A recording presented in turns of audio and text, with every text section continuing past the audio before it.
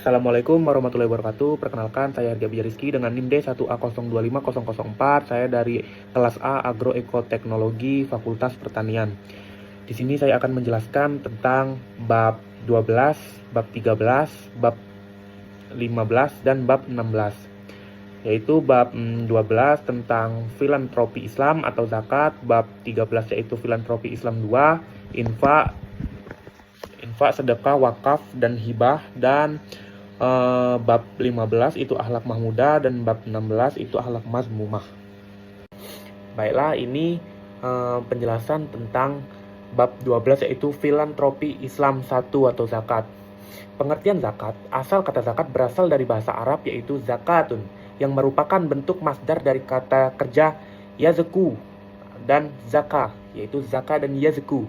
Kata ini memiliki beberapa makna dasar, yaitu an-nama yang berarti pertumbuhan atau perkembangan, atau haroh kesucian atau kebersihan, al-barokah itu keberkahan, dan at-tazzakiyah itu pensucian jiwa dan harta. Yusuf Qardawi 2006.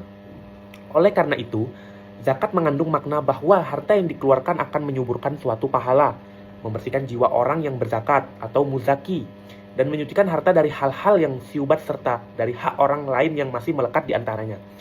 Dalam Al-Quran dan hadis, zakat juga disebut sebagai sodakoh, yang menunjukkan bahwa keduanya meskipun berbeda secara lafaz, namun sering merujuk pada makna yang sama dalam konteks syariat. Zakat juga dapat dimaknai dengan bentuk pembersihan toharoh terhadap harta dan jiwa. Harta yang dimiliki seseorang memiliki potensi mengandung hak-hak orang lain yang wajib ditunaikan. Jika zakat tidak dikeluarkan, maka pemilik harta tersebut dianggap memakan hak orang lain secara tidak sah dan hukumnya menjadi haram. Dengan menunaikan zakat, seseorang tidak hanya menyucikan hartanya, tetapi juga membebaskan diri dari sifat-sifat tercela seperti kikir, berbakhil, dan acuh terhadap sesama di sisi lain. Imam Al-Marwadi dalam Al-Hawi menjelaskan bahwa zakat adalah pengambilan bagian tertentu dari harta tertentu dengan sifat-sifat tertentu untuk diserahkan kepada kelompok tertentu. Sementara itu, Imam Asy-Syaukani menyatakan bahwa zakat adalah pemberian sebagian harta yang telah mencapai hisab kepada fakir miskin, dan yang semisalnya selama tidak ada penghalangan syari untuk membiarkannya. Dengan demikian, zakat bukan hanya kewajiban individu semata, melainkan juga instrumen sosial yang sangat strategis dalam menciptakan keseimbangan ekonomi, menanggulangi kemiskinan, serta menumbuhkan solidaritas dan rasa persaudaraan di tengah masyarakat. Selanjutnya ada dalil tentang zakat. Zakat sebagai salah satu dari 5 rukun Islam memiliki kedudukan yang sangat penting dalam struktur ajaran Islam. Kewajiban zakat bukanlah hasil istijad ulama semata. Ada syarat wajib zakat. Syarat wajib zakat itu ada 6. Yang pertama itu berstatusnya merdeka.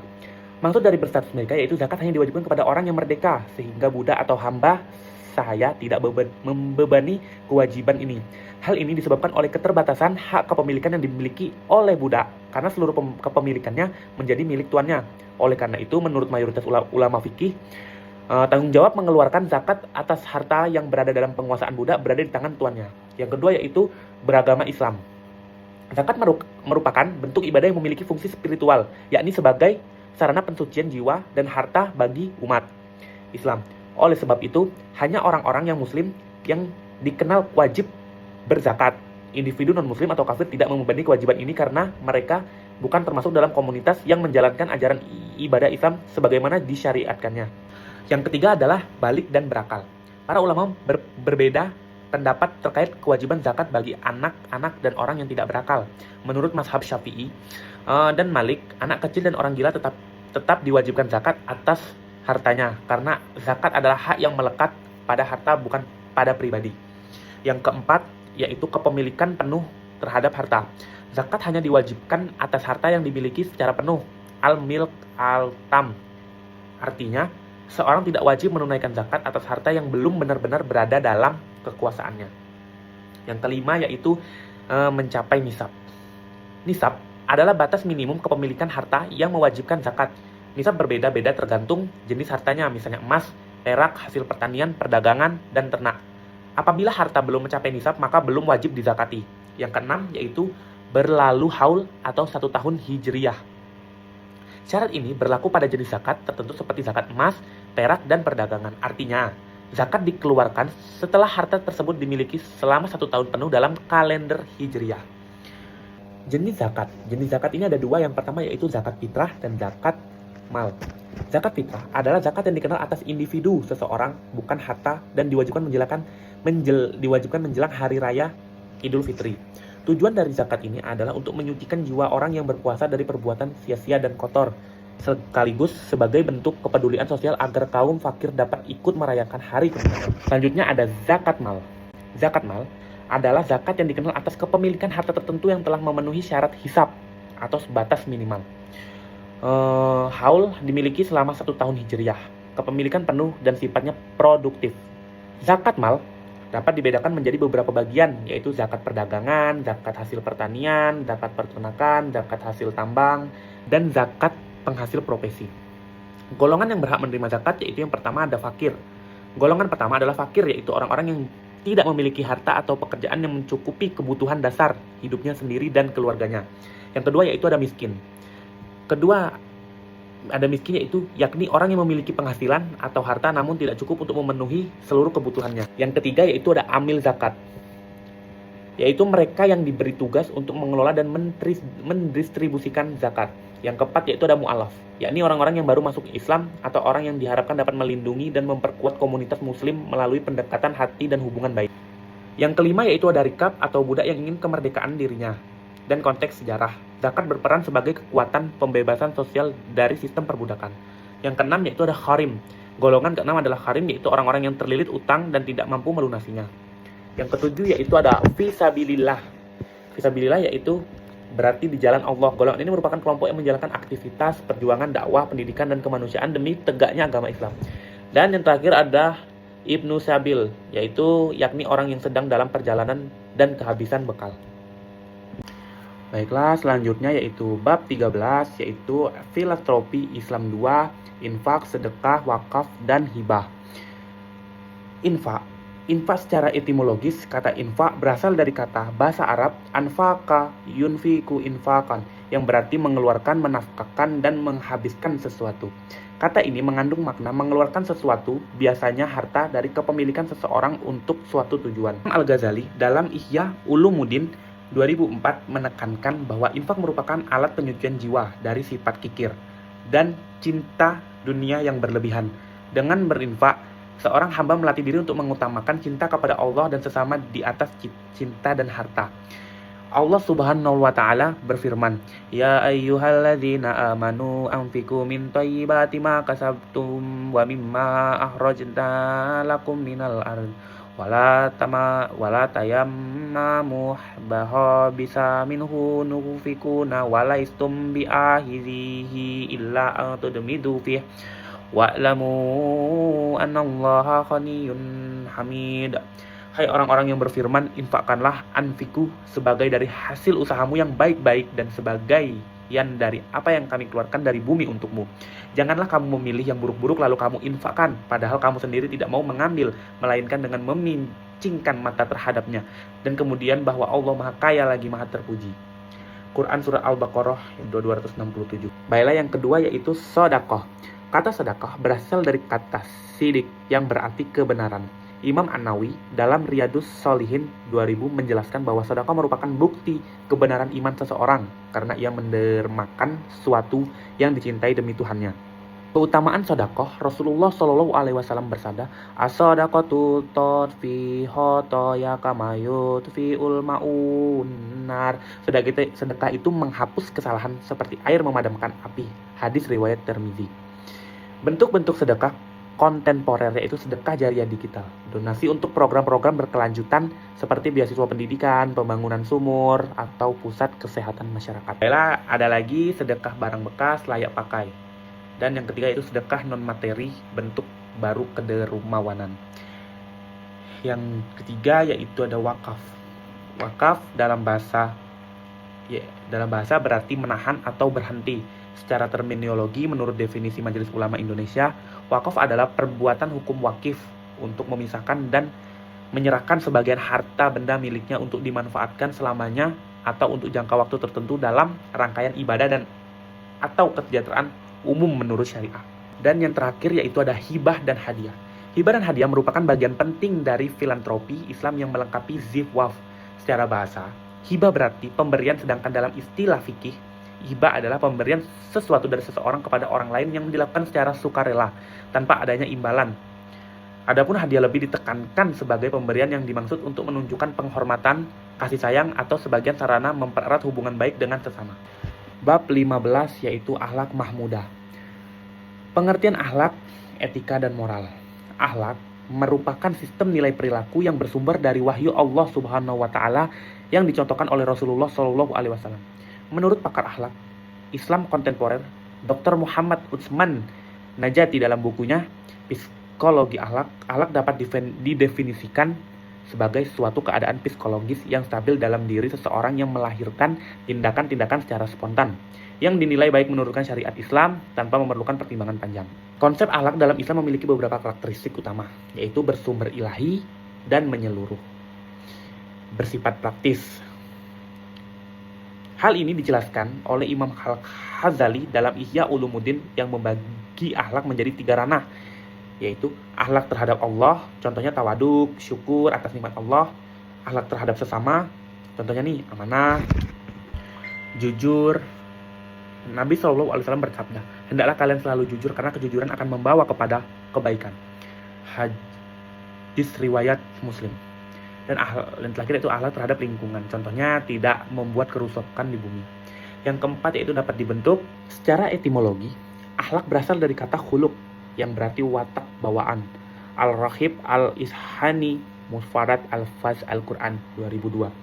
Adapun mahmudah merupakan bentuk pasif dari hamidah yang berarti terpuji.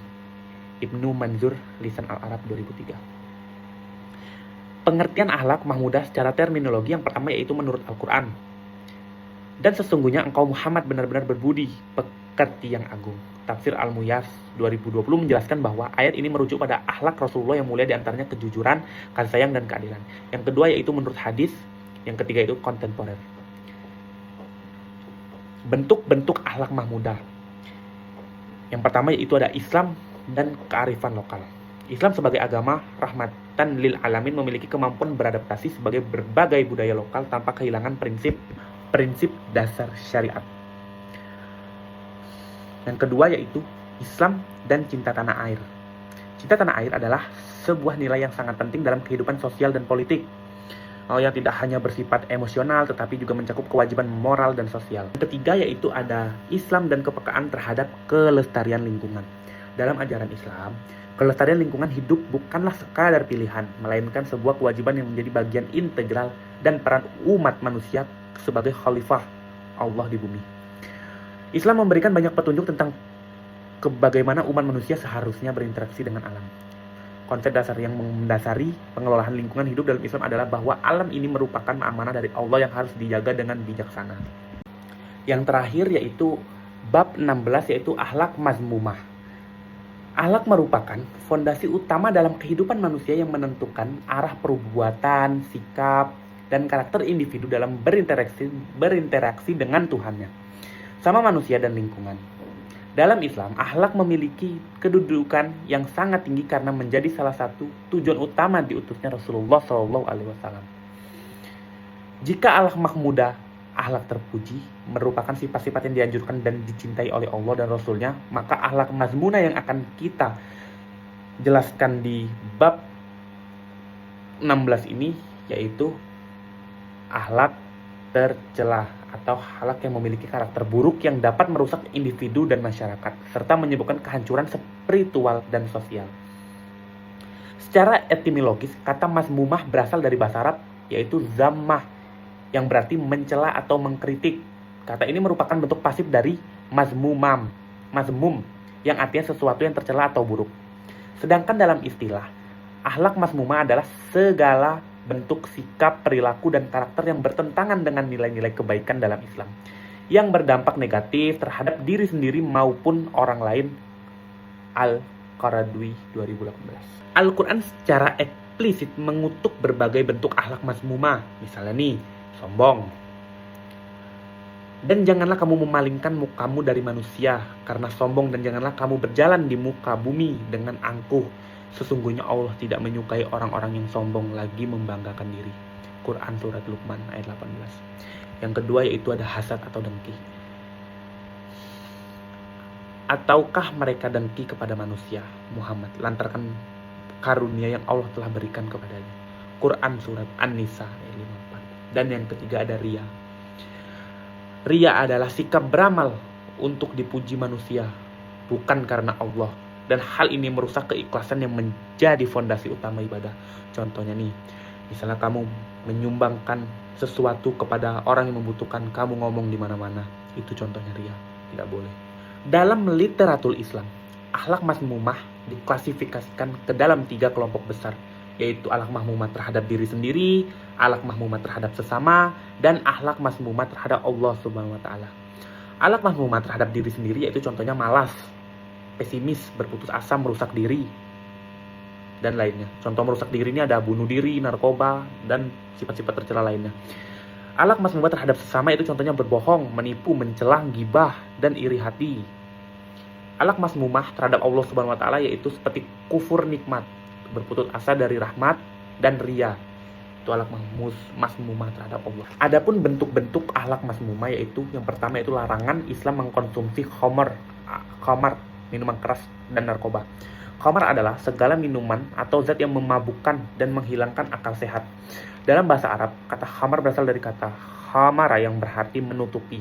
Kata khamar menutupi akal manusia sehingga tidak mampu berpikir jernih. Sedangkan narkoba merupakan istilah modern yang mencakup zat adiktif seperti heroin, ganja, ekstat, sabu-sabu, dan sebagainya. Yang kedua yaitu larangan Islam tentang pergaulan bebas. Pergaulan bebas adalah interaksi laki-laki dan perempuan yang dilakukan tanpa batas syariat yang berpotensi menimbulkan fitnah dan merusak lain-lain moral. Termasuk dalam kategori ini adalah pacaran, berduaan, kontak fisik tanpa ikatan pernikahan, dan aktivitas seksual di luar pernikahan. Dan yang ketiga yaitu larangan Islam tentang korupsi. Korupsi berasal dari bahasa Latin corruption yang berarti kebusukan, kerusakan, atau penyimpangan dari kesucian. Dalam konteks hukum, korupsi berarti penyalahgunaan kekuasaan untuk keuntungan pribadi, termasuk penyuapan, penggelapan, nepotisme, dan gratifikasi. Korupsi merupakan salah satu bentuk akhlak tercela yang merusak tanaman sosial, memperarah kemiskinan, dan menurunkan kualitas pelayanan publik. Korupsi merampas hak rakyat miskin yang memperlebarkan kesenjangan sosial. Dalam perspektif Islam, korupsi adalah bentuk kezaliman terhadap rakyat yang tidak akan pernah mendapatkan keberkahan.